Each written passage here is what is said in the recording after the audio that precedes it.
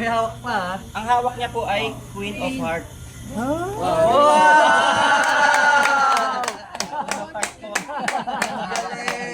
Tapos sir, maniniwala kayo na pili mo kanina ay Queen of Heart and pwede po niyo pong tignan.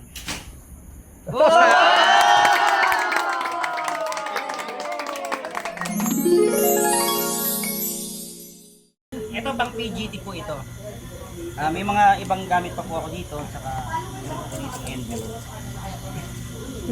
Ayan, ang tawag po dito, ay ma'am, okay lang po ba hawakan niyo na po. Ang tawag dito ay prediction card. Ngayon po, papipiliin ko po kayo ng card sa iba naman. Sir, ikaw naman po ang mag-i-report. I-re-report niya lang po yung card para makapili kayo ng card. Sabihin niyo lang po stop. Stop. Ayan po. Oh, huwag na titignan po. Okay. So yung card po hindi nyo nakita, tabunan na rin na. Sabay tatapon na. Sige, okay na yan. Wala pong magalawa. So yung card po na yan, hindi ko nakikita. Wala nakakaalam sa atin, tama? Tapos may prediction card ako kayo nakita. Pero bago natin gawin yan, Hindi na akin yun. Yung grill.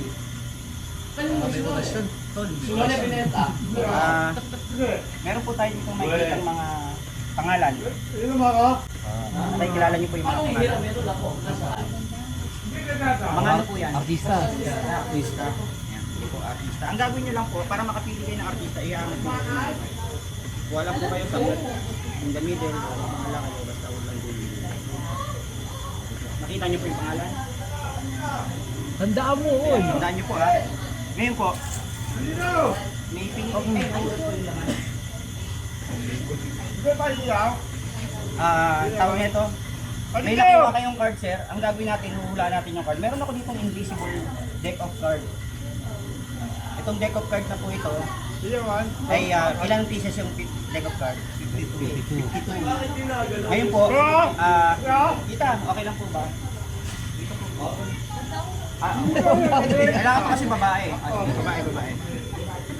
Meron po kayong deck of card. Ang gagawin nyo lang po, sa shuffle nyo, pakibulsan na lang po. Baka mauwi mo ha. Sige po, hatiin nyo. Meron tayong dalawang kulay ng cards ha. Ano yung kulay po? Black and red. Sige po, paghiwalay nyo po yung black sa yung red. Kanyari, ini-imagine nyo po pinaghihiwalay nyo. Yan. Iangat nyo po yung isa. Ano po ito? Red or black? Black. Ito po. Red. Kita nga. Pili kayo. Ano po gusto nyo? Red. Akin na po yung black. Ito po yung black card. Nakikita nyo po? Tapon na natin. May hawak na po kayo ulit. Dito po. Yung red, meron dalawang uri. Ano po yung dalawang uri ng diamond and heart? Diamond and heart. Ngayon, paghiwalay nyo ito. Tapos pili po kayo ulit. Heart. Or diamond. Heart. Okay na po yung diamond. Tapos na po natin ito. Heart ang napili mo. Heart po napili nyo. Meron niyang ace to 10. Saka Jack, Queen, King. So lower, higher. Siguro dito natin mga 8. 1 to 8 o ace to 8. Tapos 9 to 10. Pili po kayo. Paghiwalay nyo po yung ace to 9. Tapos 10 to... Ande. Asan yung 1 to 8 1 to 8 pala, tapos saka 9 to king? 9 to king. Ano yung natira? Ang natira po nito ay 9 to king. 9 to king. 5. Pili lang po kayo ng dalawa. Sige, magbanggit po kayo. Hindi marunong magbarayan kaya hindi niya alam. Queen sa kanya. Sa kanya po. Ayan, siya po pumipili niya na. Tapos mo na rin to. So, between Queen and Jack, ano pumipili? Siyempre, Queen. Kunin ko na po yung Jack ha. Tapos na rin natin. Ito po. Maybe coincidence, maybe nangyayari lang talaga.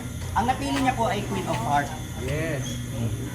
Siya po yung pumili nito at lahat po na pinapipili ko. Ngayon si Sir may pinili rin kanina na card. Ito po yung catch. Maniniwala ba kayo yung pinili ni Sir at yung pinili ni Ma'am ay maaaring parehas? Maybe. Ma'am, akin na kayo.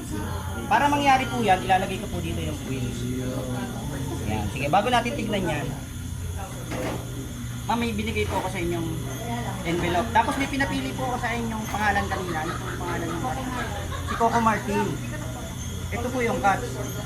Yung prediction po, na pinili ni ma'am, na hawak niya naman, hindi kayo maniniwala po kayo. Ang nasa picture po ay si Coco Martin. Tapos meron po siyang hawak.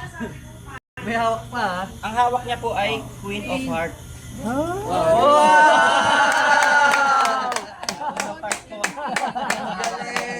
Tapos sir, maniniwala kayo na pili mo kanina ay Queen of Heart and pwede